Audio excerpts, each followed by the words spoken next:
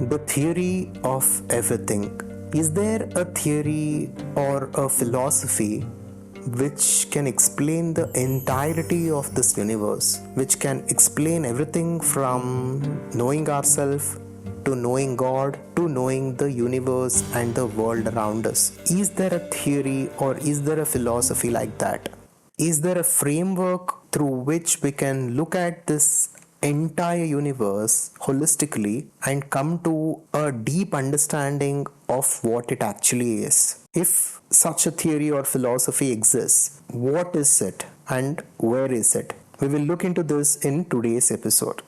Scientists have been searching for the theory of everything for a very long time. Many people are seeking a holistic theory or philosophy that can explain the entirety of this universe and our place in it. And I think the answer to this lies in the ancient teachings of Hinduism, which are the Upanishads. Upanishads are one of the most sophisticated philosophical teachings that exist on this planet, and they give us direct teachings on the nature of reality, and they tell us our place in this universe, and they also tell us who we truly are. The most direct interpretation and the most clear interpretation of the Upanishads is Advaita Vedanta. So Advaita literally translates to non-dualism, and this philosophy tells us that whatever we are looking at in this universe is just a projection in consciousness. It does not truly exist, and everything is connected and everything is one. That one ultimate reality, which is pure awareness or consciousness, is experiencing itself through this projection of the universe.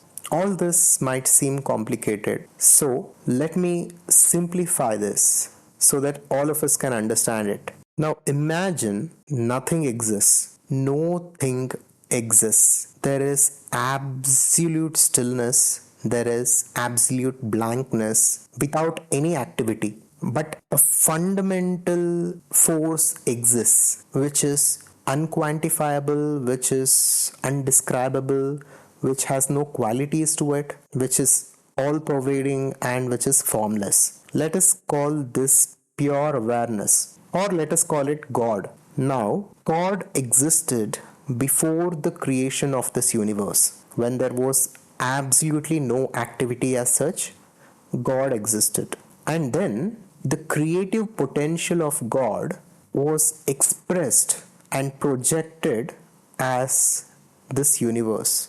And this universe was not a deliberate act of God, but a natural expression of God's creative potential. Just like how when we go to sleep, we dream different dreams without consciously creating them, this universe is just an expression of God's creative potential. And this universe, as it is just a dream of God. That one God that exists beyond time, space, and causation is dreaming this universe as we see it today.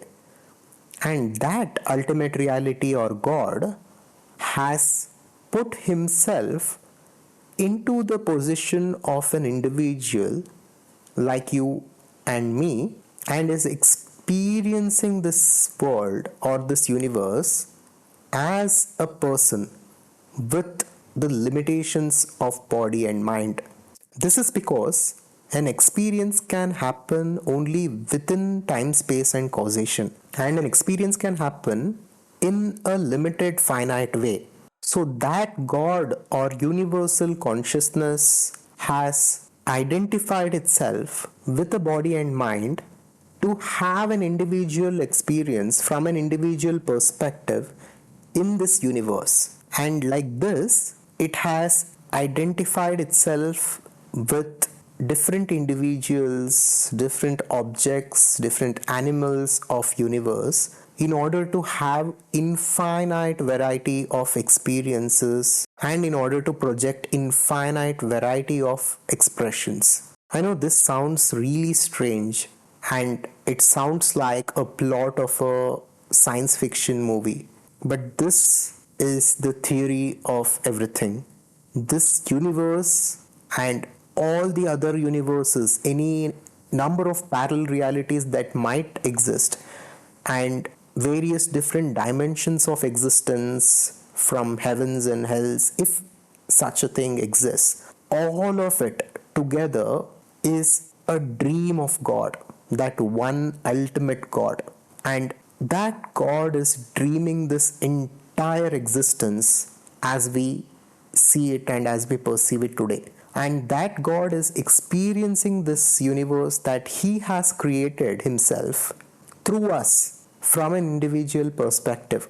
Since He has assumed the position of an individual within the universe, and since that universal consciousness, which is infinite, which is all pervading, which is abundant and powerful, has identified itself with the limitations of the body and mind, it is suffering the consequences of this, and it is suffering the limitations of body and mind. So to come out of our suffering, we need to realize our true self as that pure awareness or consciousness, as God.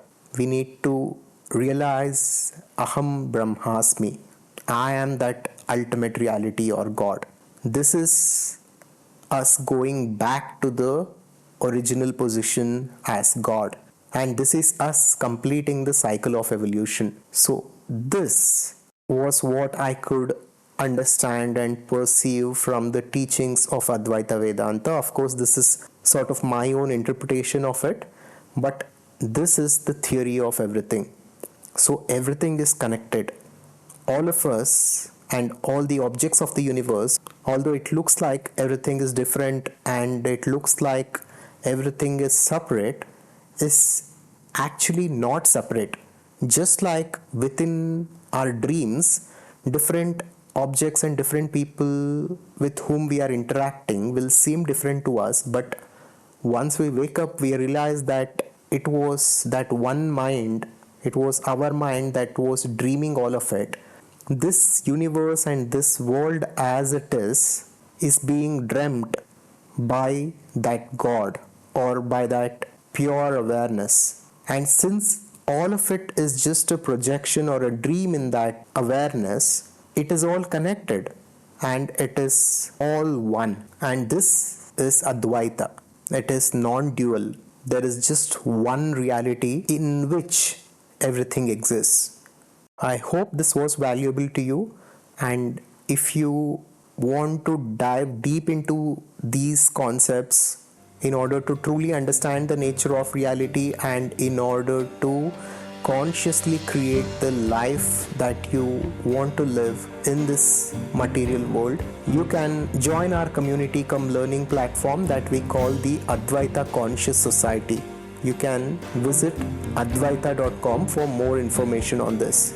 Thank you, and I'll see you on the next one.